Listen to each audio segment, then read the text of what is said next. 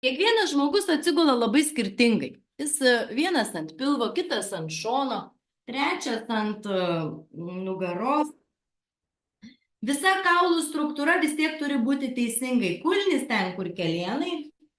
Galvytė turi būti padėta ant pagalvės taip, kad būtų peties aukštis, va šitas, iki kaklo.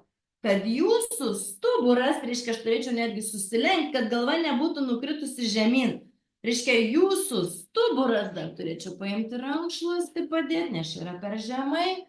Va šitaip, būtų vienoje linijoje, kad jūsų stuburas, nosis, smakras, čia yra raktikaulių duobutė, bamba, saulės spindulys ir uodegikaulis būtų vienoje linijoje.